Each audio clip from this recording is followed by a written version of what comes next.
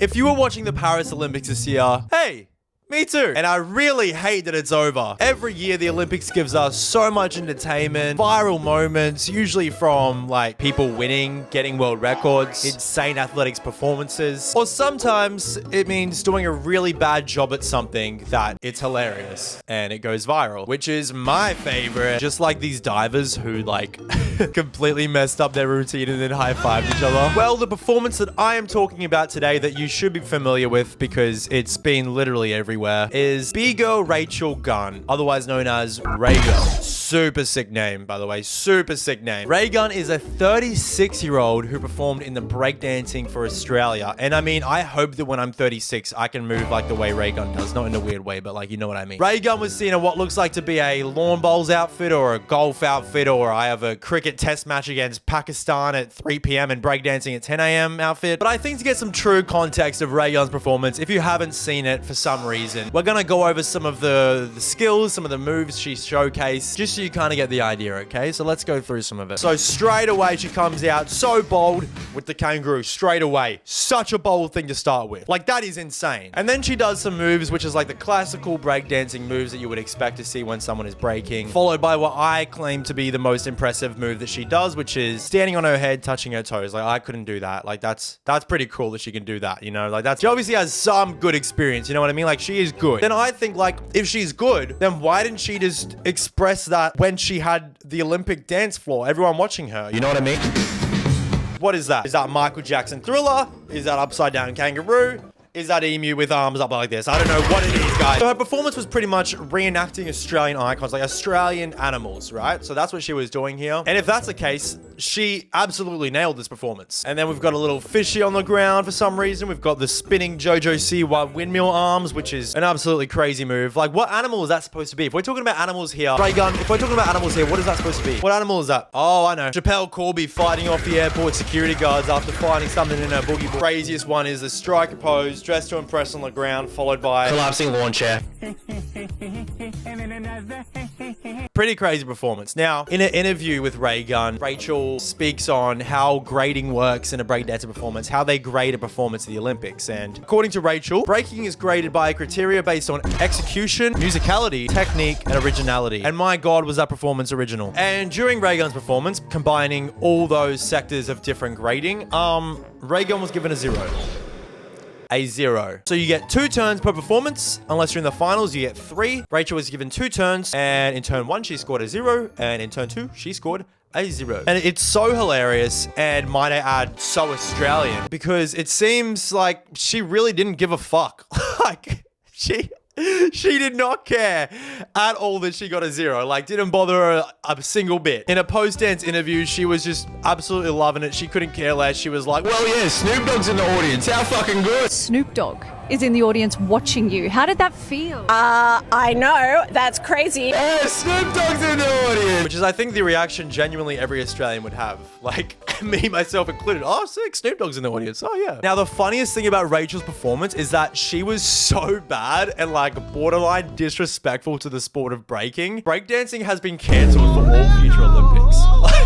Like, I'm not even kidding. They were like, after that performance of, like, borderline mocking our sport of breakdancing, it is no longer allowed at the Olympics now because of this performance by an Australian. I know. That's crazy. RAYGUN will forever be known as the breakdancer who got breaking cancelled at the Olympics. Like, that is iconic. Now, the question that I have is, and like, I'm sure many others would have, is that was there genuinely no one better for the job? And apparently, no. Apparently, RAYGUN was the best girl for the job in Australia. She is the best breakdancer female that we have for Australia. Now, I've been to Red Bull Dance Your Style competitions, and I've seen some great performances by both men and women. And I can definitely say that I've seen some pretty crazy dancing. People just spinning and shit, people doing crazy stuff. I'm not saying RAYGUN is a bad dancer because she was just doing a different style. Like, that's completely fine. But these girls that I've seen at, like, other dance competitions are just like spitting on their head and doing crazy shit, like wacky, goofy stuff, dude, like on the dance floor. Now, I have a question for you. Do you know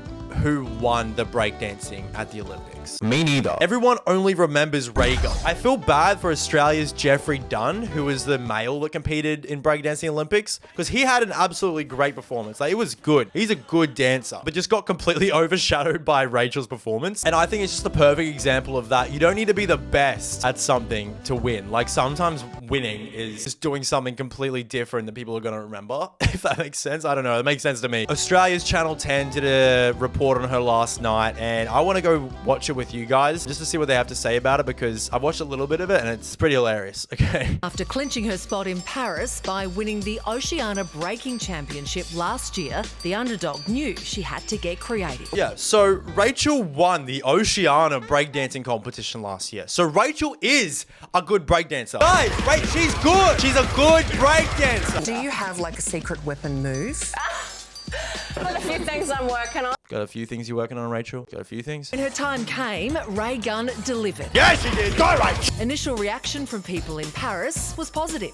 I love it. She showed some true Aussie spirit. Suppose she had a crack and Aussies are getting on the map. Iconic. See, this is what I love about Australia. You can come dead last. Borderline embarrassing performance. And Australians are like, you know what? Yeah, it was shit, but like... Fucking gave it a good crack. Where are the beers? I made a TikTok about Rachel's performance, just like talking about it and stuff. And Americans would not stop commenting, being like, oh, embarrassing to be an Australian right now. Oh, I bet that's embarrassing to be an Australian right now. Actually, the complete opposite. This makes me so happy. This makes me so proud. I feel like that's just the difference, you know? What did you think? It was interesting. Yeah. Look, I thought she did the best she could do. It was cool, I think. All right, bro. All right, bro. Bro, she's not watching, bro. She's not watching, dude. It was cool, I think. Yeah. Rachel just seems like such a nice girl. Yeah, I bet she's probably got a really good personality too. I think Rachel's cool. Now some are questioning whether the sport should ever have been added to the Paris lineup. Oh my god. That's so funny, dude. Imagine you genuinely like give it your best. You're like, you perform at the Olympics. You're like, yeah, this is my performance. I got a few things up my sleeve. And then after your performance, they're like, yeah, breakdancing should have never been at the Olympics. Like, that is fucked. That's terrible, man. Oh my god. Part of me thinks like, was this scripted? Was this planned? Like, did she know that she's not gonna win? So she's like, you know what? I'm just gonna go out there and take a piss. I'm just gonna go out there and take the piss. Like, that's such an Australian thing to do. And like, it's honestly like, that could work. Like, is this a big PR stunt? Because if it is, this is the most perfect fucking PR stunt I've ever seen in my life. Like, imagine that, like, yeah, I know I'm not gonna win, so I'm just gonna literally just make a joke out of the sport. The World Dance Federation accused of dragging breakdancing into the Olympics without its consent. What do you mean without its consent? Is there someone you have to go to and be like, hey, yeah, Mr. Breakdancing. we want to have the sport of the Olympics? And he's like, either yeah or nah. He probably wanted to be like, is RAYGUN performing? Because if she is, nah, not going ahead, mate. After it failed to get ballroom dancing over the line, the sport will not feature in LA in 2028. There we go. It will not feature in LA in 2028. The Olympics is coming to Brisbane, the city I live in 2032. And I did wonder, like, netball isn't an Olympic sport. And I'm like, I feel like netball should be an Olympic sport more than breakdancing, maybe. Or even more than ballroom dancing. You don't need ballroom dancing in the Olympics, dude. We already have Dancing with the Stars. Like, what more do you want? I aspire to have her level of confidence. She represented us the best way that she could. It's not always about winning. That's right, Lorraine. That's right, Lorraine. That's a champion's Australian mindset. It's not always about winning. It's about how well you can do the kangaroo. I can do it pretty fucking well. Do you think you could do better? She could. Definitely not. I think I could do better. 100%, bro. Yeah, see, that opens up the question. Like, everyone is now saying, like, I could have gone to the Olympics, dude. Like, I could have done that. And you know what? Yeah, I do think I probably could have done most of what she did in her routine. Apart from the headstand thing. Actually, let me try right now. Oh, fuck. Okay, maybe not the headstand. Hi, I'm RAYGUN. and I'm your freestyle dance teacher. And just for some comparison, I wanted to have a look at the B-Girl final, the Red Bull Dance Your Style, between two females. And so we just can get a little comparison of, like, you know, some, like, breakdancing that I think in my head is what breakdancing, like, looks like genuinely. You know what I mean? Yeah, see, this is more of, like, the step-up kind of thing I was imagining when I thought of breakdancing. Yeah. Yeah, look, they're pretty good. But then the closing ceremony of the Olympics, RAYGUN was literally given like a presidential welcome by the Australians. It looks like she has just gotten every world record of the Olympics, like the way she was received. RAYGUN is now a national treasure in Australia, and I think that's awesome. Just a side note, I've been making some Olympics content on TikTok, and I was kind of just joking around when Australia was ahead of America, being like, oh, we're beating you guys. Like, this is a bit of rage bait. And let's just say the bait was taken. And I've been getting constant threats from the USA. It has not stopped for like over a week of threats being like, oh, check back now, buddy. Hey, who's winning gold now, buddy? Yeah, you fucking kangaroo piece of shit.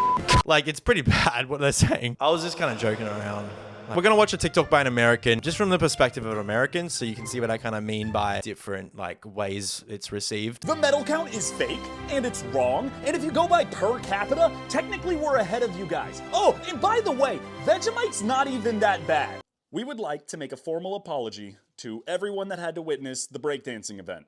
On behalf of the nation of Deadly Everything, we do not claim her. But that's just not how we feel. I don't feel like that. I don't feel like we owe an apology. I feel like you should be thanking us. For something, for entertainment purposes. And furthermore, would like to remind everybody that we have given you Steve Irwin, Chris Hemsworth, and Margot Robbie. But what about Laserbeam? Australian's chef de mission, Anna Mears, I don't know what chef de mission means. Is that like head cook or something in the kitchen? Pretty much said that people are making fun of Rachel because she's a woman, and if she was a man, then she wouldn't be getting mocked as much. I can understand that. I do think personally, if it was a dude doing the same thing, I would still be like, what the fuck am I watching? If I saw any dude doing the kangaroo, bro, I'm still saying the same thing. But I think Rachel can maybe be compared to someone like JoJo Siwa. The dance moves aren't the best, but hey, loving the confidence. I think looking back, Rachel, we just have to be thankful for the memes you've given us. She's made everyone laugh, and she will forever be known as an Australian icon from the Olympics now. I think it just goes to show how good Australian culture is, like coming dead last and then being like, oh, you know, fucking had a good shot. Pretty funny. So without further ado, I'm going to try and do my best interpretation of Rachel's breaking dance, okay?